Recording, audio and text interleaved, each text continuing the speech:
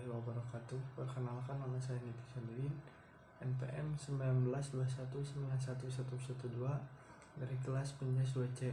Di sini saya akan menjelaskan tentang model kurikulum pendidikan jasmani. Yang pertama, Developmental Education Movement. Pendidikan adalah sebagai usaha sadar dan terencana untuk mewujudkan suasana belajar dan proses pembelajaran untuk peserta didik secara aktif, mengembangkan potensi dirinya untuk memiliki kekuatan spiritual, keagamaan, pengendalian diri, kepribadian, kecerdasan, akhlak mulia, serta keterampilan yang diperlukan dirinya dan masyarakat. Pengertian pendidikan dapat diartikan sebagai usaha sadar diri dan sistematis untuk mencapai taraf hidup atau untuk kemajuan lebih baik.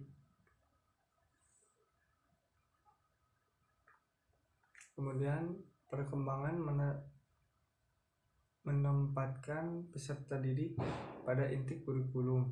Guru merencanakan pelajaran dan kegiatan yang akan dilaksanakan dengan memperhatikan kebutuhan dan minat anak, serta peserta didik memutuskan pemanfaatan gerak dalam kehidupannya dan berpikir relatif akan konsekuensi dari keputusan yang diambilnya.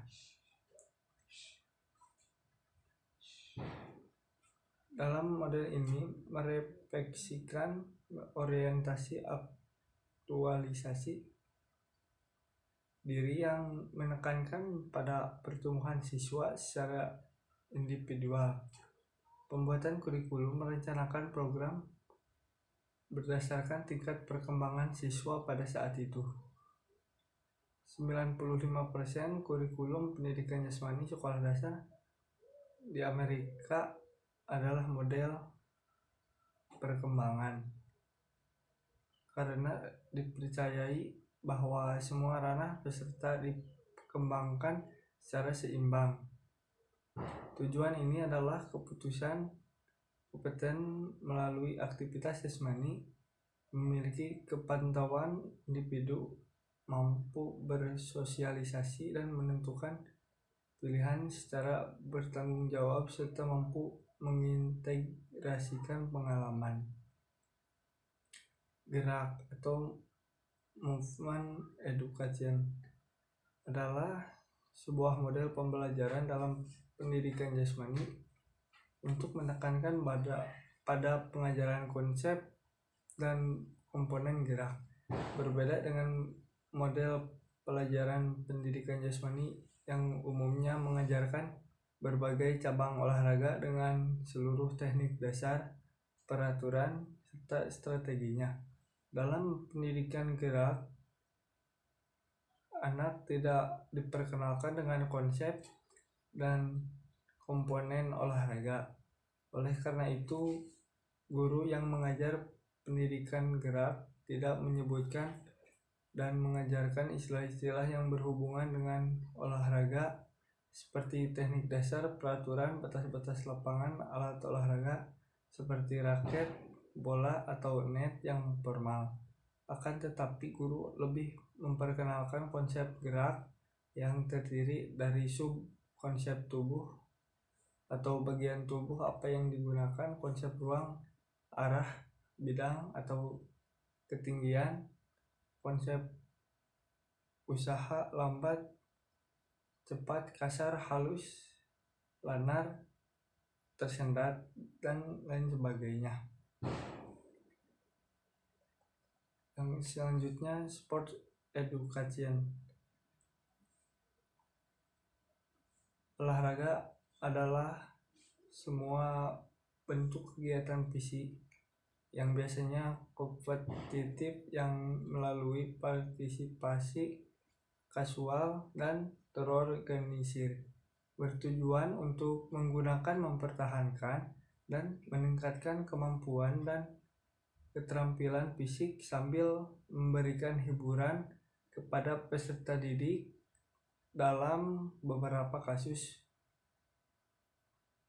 ratusan olahraga ada dari hanya membutuhkan 2 peserta hingga yang memiliki ratusan peserta secara bersamaan, baik dalam tim atau bersaing sebagai individu. Olahraga biasanya diatur oleh seperangkat aturan atau kebiasaan yang berfungsi untuk memastikan persaingan yang adil dan memungkinkan adjudikasi pemenang konsisten.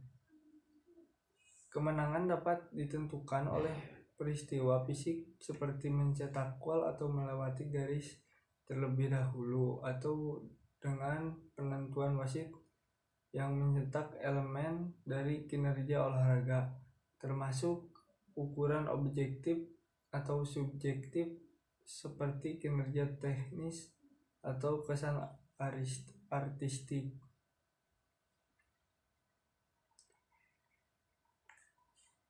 Yang selanjutnya, pengertian olahraga menurut para ahli. Yang pertama, dari Dewan Olahraga Eropa, olahraga adalah serangkaian bentuk aktivitas yang dijalankan secara spontan, bebas, yang dilaksanakan dalam waktu luang. Yang selanjutnya, pengertian dari Jessica Dolan, olahraga adalah media yang pereda stres yang terbaik yang pernah ada. Olahraga bisa mengalihkan pikiran manusia dari rasa khawatir dengan jalan meredakan berbagai ketegangan otot yang ada pada tubuh. Jenis olahraga dan contohnya. Yang pertama, olahraga bola. Olahraga bola merupakan jenis olahraga yang paling umum di antara semua jenis olahraga. Olahraga bola adalah olahraga apapun yang melibatkan dan menggunakan bola. Olahraga bola dibagi menjadi 3 klasifikasi, yaitu bola saja, bola dan tongkat, dan bola yang melewati jaring. Olahraga yang hanya menggunakan bola saja contohnya sepak bola, bowling, bola basket, bola tangan, dan pada sisi lain beberapa contoh bola dan tongkat adalah golf, baseball, hoki lapangan, kriket, lacrosse, biliar, dan softball. Sedangkan tenis, bulu tangkis, polo air, dan bola voli adalah beberapa contoh olahraga melewati jaring atau net. Olahraga yang melibatkan kekuatan dan olahraga tempur. Jenis olahraga lainnya adalah olahraga kekuatan dan pertempuran yang merupakan olahraga yang melibatkan kekuatan pertempuran. Beberapa contoh olahraga seperti binaraga, angkat besi. Sementara itu, contoh olahraga tempur adalah tinju, pertarungan, pamungkas, bulat, dan seni bela diri kuno.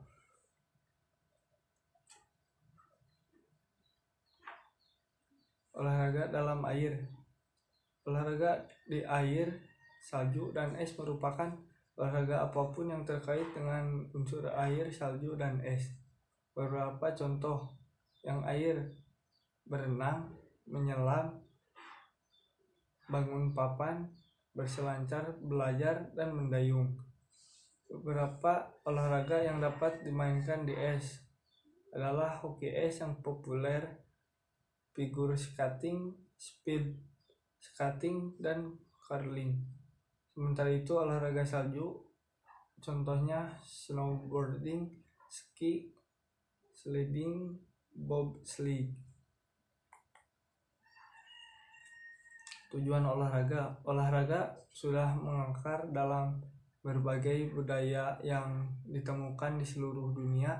Mempelajari olahraga membantu anak-anak kecil mengalami lebih banyak tentang lingkungan mereka, meruntuhkan hambatan bahasa dan budaya ketika mereka mengenal kosakata dan ekspresi baru saat mereka mempraktikkan disiplin favorit mereka.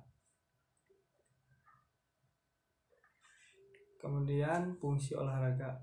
Yang pertama, meningkatkan kesehatan kardiovaskular. Olahraga teratur dapat membantu meningkatkan kesehatan keseluruhan sistem kardiovaskular. Yang selanjutnya, menurunkan risiko penyakit jantung, stroke, dan diabetes. Kemudian membantu mengatur berat badan. Tidak hanya aktivitas fisik membakar kalori, itu juga meningkatkan metabolisme dalam jangka panjang.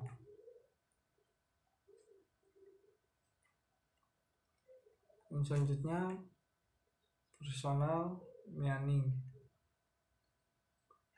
Memastikan bahwa agar pengalaman siswa bersifat mendidik, maka pengalaman itu harus mempunyai makna dan keberartian untuk seorang individual. Engagement adalah pendukung dan pengembang dari model personal meaning. Peran pendidik adalah menganalisis sumber-sumber potensial dan berbagai makna yang menyediakan sebagai mungkin kesempatan dan merespons secara positif terhadap pencarian individu berkenaan dengan makna itu, dan didasarkan pada orientasi nilai logical integration dan learning process. Personal meaning berdasarkan di atas orientasi nilai integrasi ekologi yang fokus utamanya pada pencarian nilai secara pribadi dan perkembangan individu dalam konteks sosial tertentu dan menekankan pertumbuhan akan perkembangan individu dalam konteks sosial.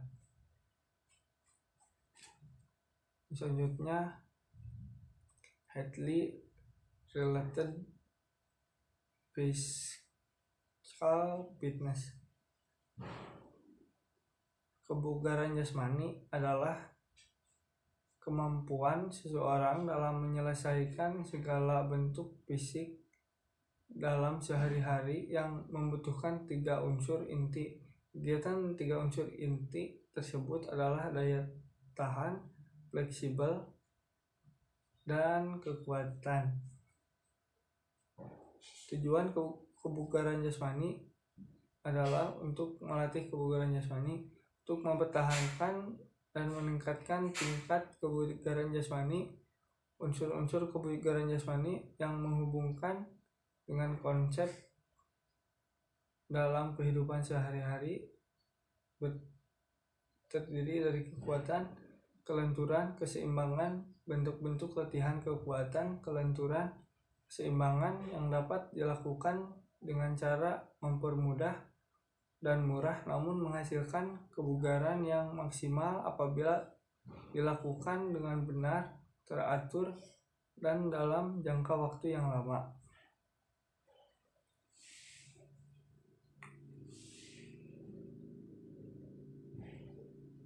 Sekian